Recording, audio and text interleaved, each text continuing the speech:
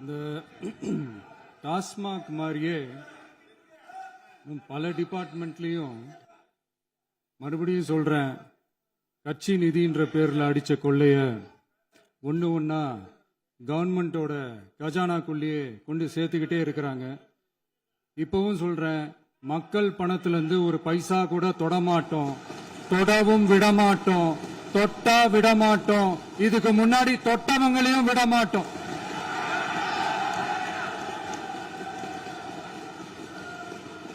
ஒவ்வொரு ஊழலா வெளியில வரும் போலே, ஒவ்வொரு வேஷமா கலைஞ்சிரும் போலே, இங்க இருக்கிற நிறைய பேரு நடுங்கி போய் இதுல நம்ம மேல அவதூறு வேற. இப்ப புதுசா ஒரு வெப்பன் ஒண்ணு கொண்டு வந்திருக்காங்க. அது என்ன தெரியுமா? அவங்க தயவால தான் நம்ம ஆட்சி நடக்குதான். மக்கள் தயவால இந்த ஆட்சி நடந்துகிட்டு இருக்கு. மனசாட்சி உள்ள சக்திகளோட ஆதரவால இந்த ஆட்சி நடந்துகிட்டு இருக்கு. நாங்க தான் அனுப்பி வச்சோம், நாங்க தான் அனுப்பி வச்சோம் அப்படின்றாங்களே. அனுப்பி வச்சவங்களுக்கு மினிஸ்ட்ரியில இடம் கொடுத்தா ஏன் கதறீங்க? ஏன் இவ்வளவு கோபம்? ஏன் இவ்வளவு கதறல்ஸ்? இதுல இன்னொரு முக்கியமான விஷயம், மார்க்சிஸ்ட் கம்யூனிஸ்ட் கட்சி நமக்கு ஆதரவு கொடுத்தது சுயேட்சையா எடுத்த முடிவுன்னு சொல்றாங்க. அதே மாதிரி இந்திய கம்யூனிஸ்ட் கட்சி நமக்கு ஆதரவு கொடுத்தது சுயேட்சையா எடுத்த முடிவுன்னு சொல்றாங்க.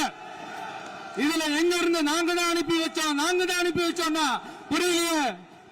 மக்களுக்கு நல்லா புரியும், எல்லாத்தையும் தெளிவா பார்த்துக்கிட்டு இருக்கிறாங்க.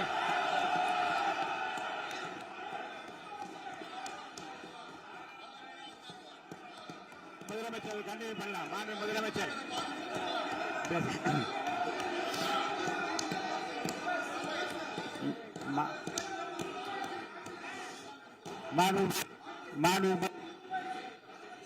முதலமைச்சர் கண்டினியூ பண்ணலாம். நீ கண்டினியூ பண்ணலாம். நீ கண்டினியூ பண்ணலாம்.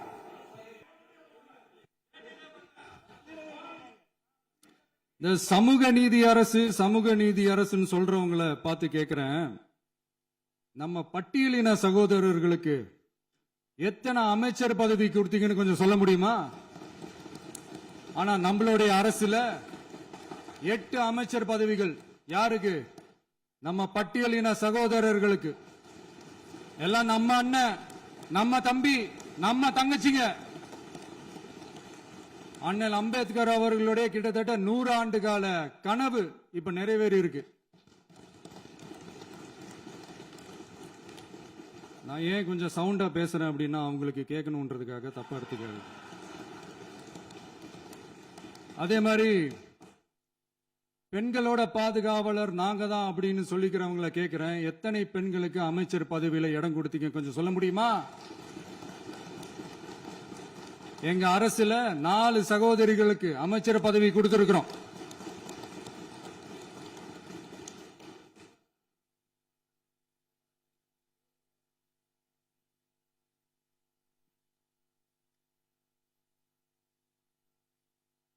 அதனால மக்களால் நிராகரிக்கப்பட்டு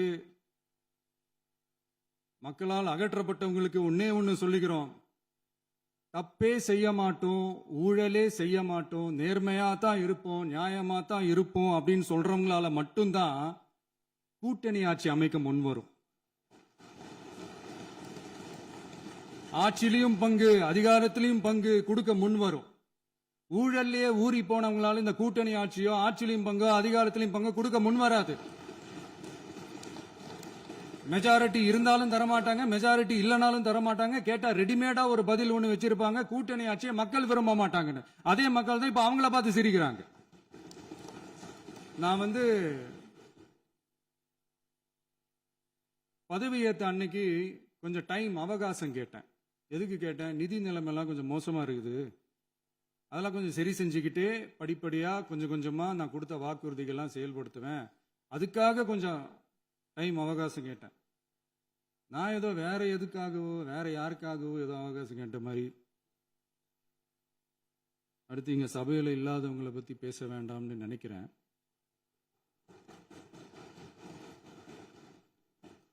இங்க நம்மளை பத்தி அவதூறு பரப்புறதோட மட்டும் இல்லாம இப்ப நம்ம மக்கள் மேலயும் அவதூறு பரப்ப ஆரம்பிச்சிட்டாங்க.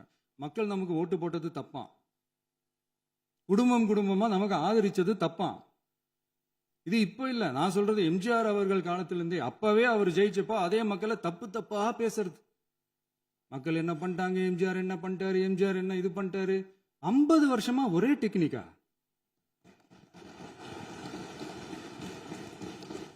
டெக்னாலஜி எல்லாம் மாறி வேற எங்கேயோ போயிட்டு இருக்கு பஸ். இதுல கொஞ்சம் டெக்னிக்காச்சும் கொஞ்சம் மாத்தினா கொஞ்சம் நல்லா இருக்கும். அதனால மக்களுக்கு யூஸ்ஃபுல்லா இருக்கிற மாதிரி இந்த ஆக்கப்பூர்வமான கருத்துக்களோ ஆக்கப்பூர்வமான யோசனைகளோ இருந்தா சொல்லுங்க. அதை நாங்க டெஃபரெண்டா எடுத்துக்கிறோம். ஆனா அதை விட்டுட்டு இந்த நக்கல், நையாண்டி, சம்பந்தம் இல்லாத பேச்சு இதெல்லாம் பேசிட்டு அப்புறம் முதல்வர் பதில் சொல்லல, முதல்வருக்கு பதில் சொல்ல தெரியல அப்படின்னா அப்புறம் என்ன சோஃபா மாடல் ஆட்சியா? அது என்னன்னு புரியறதுக்கு எனக்கு ரொம்ப நாள் ஆச்சு. இந்த sofa set, table chair, teapoy, furniture பிசினஸ்லாம் வேற எங்க வெளியில போய் பண்ண சொல்லுங்க. அப்படி அந்த பிசினஸ் தான் பண்ணணும்னா நிறைய பிசினஸ் பண்ற மாதிரி வெளியில போய் பண்ண சொல்லுங்க, இங்க சட்டசபைக்குள்ள வேணாம். அதனால ஆக்கப்பூர்வமான கருத்துக்கள் இருந்தா சொல்லுங்க. டெஃபினட்டா அது சரியா இருந்தா நாங்க ஏத்துக்கிறோம். எனக்கு ஒரு குட்டி கதை ஒண்ணு ஞாபகம் வருது, சொல்லாமா? ஒரு ஊர்ல ஒரு பெரியவர் வெயில் ரொம்ப ஜாஸ்தியா இருக்குன்னு சொல்லிட்டு கண்ணுக்கு மேல கை வச்சுக்கிட்டு இப்படி சுத்தி முத்தி தேடிக்கிட்டு இருந்தாராம்.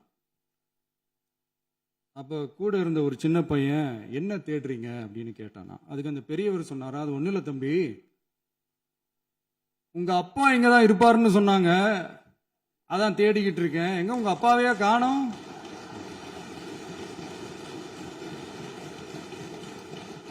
இல்லங்க, எங்களுக்கும் நக்கலா நையாண்டியா சம்பந்தம் இல்லாத குட்டி கதை இதெல்லாம் எங்களுக்கும் பேச தெரியும்.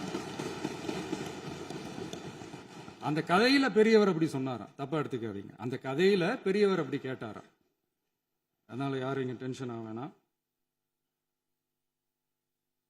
அதனால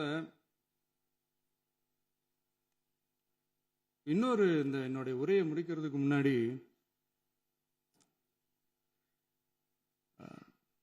போயிட்டாங்க, பேசலாமா?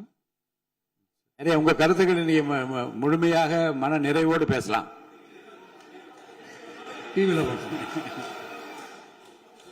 சரி, அதான் 5 நிமிஷம் பேசுனதுக்கே கொளத்தூரி இந்த ஆட்டம் அடிச்சு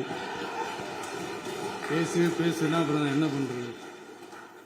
கடைசியா நான் இந்த உரையை முடிக்கிறதுக்கு முன்னாடி ஒரு முக்கியமான ஒரு விஷயம் பத்தி சொல்லணும். ஆளுநர் உரை அன்னைக்கு இந்த தமிழ் தாய் வாழ்த்துக்கு அப்புறம் தேசிய கீதம் பாடினது தப்பு, தேசிய கீதம் 2 முறை பாடினது தப்பு, அப்படி ஒரு நிகழ்வு இதுக்கு முன்னாடி இந்த சட்டசபையில நடந்ததே கிடையாது, அந்த மரபையே மாத்திட்டீங்க, இப்படி ஒரு பெரிய ஒரு போர் மாதிரி எதிர்கட்சியை சார்ந்தவங்க எல்லாம் சொன்னாங்க இல்லையா? அந்த மாநில உரிமை போராளிகளை, அந்த மரபு காக்கிற உரிமை போராளிகளை ஒரே ஒரு கேள்விதான் கேட்கணும். 2021 ஆகஸ்ட் 2 ஞாபகம் இருக்கா? Centenary celebration of Tamil Nadu legislature. அந்த ஃபங்க்ஷன்ல நம்ம முன்னாள் முதலமைச்சர் கருணாநிதி அவர்களோட கலைஞர் அவர்களுடைய கலைஞர் அவர்களுடைய புகைப்படத்தை மாண்புமிகு குடியரசுத் தலைவர் திறந்து வைக்கிற ஒரு ஃபங்க்ஷன். அந்த ஃபங்க்ஷன்ல national anthem followed by Tamil தாய் வாழ்த்து அப்படின்னு அறிவிச்சது ஞாபகம் இருக்கா? அதாவது தேசிய கீதத்துக்கு அப்புறமா 2வது முறையா, நோட் திஸ் பாயிண்ட் மாண்புமிகு பேரவைத் தலைவர் அவர்களே, பிளீஸ் நோட் திஸ் பாயிண்ட். தேசிய கீதத்துக்கு அப்புறம் 2வது முறையாக தமிழ் தாய் வாழ்த்து பாடப்படும் அப்படின்னு சொன்னது ஞாபகம் இருக்கா?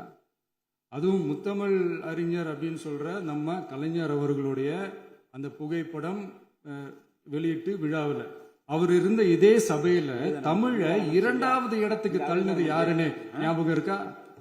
அது மட்டும் இல்ல, அந்த தேசிய கீதத்தை நாட்டுப்பண் நேஷனல் ஆந்தம்னு சொல்லி அதே ஃபங்க்ஷன்ல கடைசியா ஃபங்க்ஷன் முடியும் போது செகண்ட் டைம் தேசிய கீதம் பாடினதும் ஞாபகம் இருக்கா? இதே அவையில் தான் அது அவை குறிப்பிலும் இருக்கிறது. இதே அவையில் தான் நடைபெற்றது. இந்த தக்க நேரத்தில் இந்த ஆதாரங்களை அளித்த மாண்பு முதல் அவர்களுக்கு நன்றியை தெரிவித்துக் கொள்கிறேன். டவுட் இருந்தா இந்த புக்கை பார்த்து தெரிஞ்சுக்கலாம். அதனால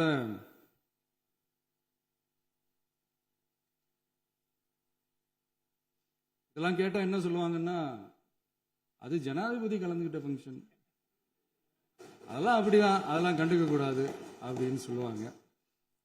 இதே மாதிரிதான் பேசுறது ஒண்ணு, செய்யறது ஒண்ணு, செய்யறது ஒண்ணு, பேசுறது ஒண்ணு. இதெல்லாம் மக்கள் பார்த்துக்கிட்டு இருக்காங்க. எலெக்ஷனுக்கு முன்னாடி தான் அப்படி செஞ்சுக்கிட்டு இருந்தாங்க. இப்போ எலெக்ஷனுக்கு அப்புறம் அதே தான் செய்யறாங்க. இந்த விஜயையும் சாமானியர்களின் உண்மையான சமூக நீதி அரசையும் அவமானப்படுத்துறதுக்கு தான் அவங்களோட அந்த பொலிட்டிக்கல் சீனியாரிட்டி அது பயன்படுத்துது போல. சரி, செய்யட்டும் செய்யட்டும், நல்லா செய்யட்டும். இப்போ ஆனாலும் நம்மளுடைய மாநில உரிமை, மொழி உரிமை, உத்தம உத்தரர் போல வேஷம் போடுற எதிர்கட்சிக்கு ஒன்றை மட்டும் ஆணித்தரமாக சொல்றோம். உங்களை மாதிரி தமிழ்னு சொல்லிக்கிட்டு, மொழி, பண்பாடு, கலாச்சாரம்னு சொல்லிக்கிட்டு ரெட்டை வேஷம் போடுறவங்க நாங்க கிடையாது. உலகெங்கும் வாழும் என் தமிழ் சொந்தங்களுக்கு நம்முடைய உத்தரவாதம் தமிழ் தான் எங்க உயிர் நாடி அப்படின்றத மறக்க மாட்டோம்.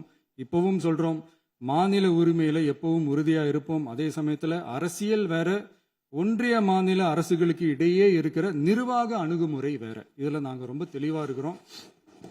அதனால எங்களுக்கு பாடம் எடுக்கிறதா நினைச்சுக்கிட்டு உங்க வேஷத்தை நீங்களே கொஞ்சம் கொஞ்சமா கலைச்சிக்கிட்டே வர்றீங்க, மறந்துடாதீங்க. அப்புறம் நேத்து எதிர்கட்சி தலைவர், மாண்புமிகு எதிர்கட்சி தலைவர் பேசும்போது நிறைய பேசினாங்க. அதுல ஒண்ணு மட்டும் அரசு சொல்றதா நினைச்சுக்கிட்டு நம்மளை இன்டைரக்டா ஈவில் அப்படின்ற அந்த வார்த்தையை யூஸ் பண்ணாங்க. எனக்கு ஒன்னே ஒண்ணுதான் சொல்லணும்னு தோணுது. ஈவில்ஸ்னு டெவில்ஸ் பேசக்கூடாது.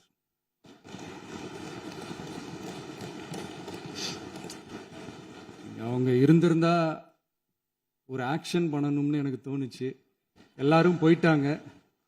இல்ல, பர்மிஷன் பண்ணலாமா? இப்பவும் பண்ணலாம், ஒன்றும் தப்பு இல்லை.